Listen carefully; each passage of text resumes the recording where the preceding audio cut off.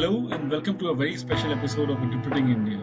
Today, we are celebrating a milestone that wouldn't have been possible without all of you. It's the 5th anniversary of this podcast. Looking back, it's been an incredible run, and we really appreciate our listeners who have kept coming back to the podcast. Over the past 5 years, we've brought you more than 100 episodes, each one diving deep into the issues that shape India and the world. And today we are taking a moment to reflect on some of these moments and the impact these conversations have had. One of my favorite episodes that I was the host for was one with Dr. Arvind Subramanian, which I did in early 2022. It was a very wide-ranging episode about the economy, and we discussed many things. We discussed political economy, we discussed GDP measurement, we discussed the trends in economic growth, and so on. It was a very rich and insightful discussion, I thought. And that is, I think, one of my favorite episodes. My favorite episodes, which really stood out to me, was the one where we had Carl Mehta as the guest. This was the one on India's tech-driven future. Carl is, of course, an expert who is working on various fields such as defense innovation, AI, API, and space as well. And his advice on how do we sort of incubate these technologies with the use of patient capital was one of the highlights of the episode for me as well. So what that stood out for me is my conversation with Shireen Rai on gender parity in the Indian Parliament. It was a rich and insightful conversation on whether increased female participation in the Indian Parliament actually translates into change. It's a must-listen for anyone interested in gender studies, Indian politics, and the dynamics of parliamentary governance. One thing that has stood out for me through all these episodes, apart from the quality of the conversations, is the fact that so many of these discussions have an enduring quality beyond the immediate subject being discussed. For example, the episodes that I was able to record on Delhi's draft master plan with Rumia Ayaz, and the episodes on urban governance with Vidyadhar Pathak and then with Matthew Glasser, were really a deep dive into long-standing issues plaguing Indian cities. Each of these guests, like so many others in their respective areas, provided a masterclass on the subjects being discussed that have a long-standing appeal beyond the immediate topic of the discussion.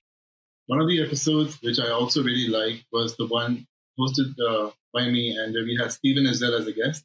Stephen Ezell is, of course, one of the people who was the author of the ISET Semiconductor Readiness Assessment Report. The episode was very key for me to understand what more can India do when it wants to go about building up a sustainable semiconductor ecosystem. Of course, Stephen is someone who has been in this field for about a few decades, and so his insights are very much appreciated in terms of what more India would need to do if it is to sort of stay on track to build its Indian semiconductor mission.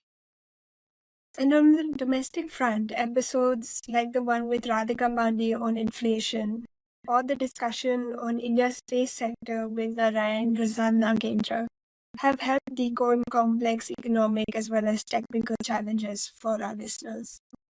One advantage we've had in interpreting India is the diversity of interests of its hosts, through which we have, in my opinion, provided a diverse set of discussions with guests who have expertise across different issues that affect India's growth. Over the course of these 100+ episodes, certain themes have emerged as particularly important to our audience.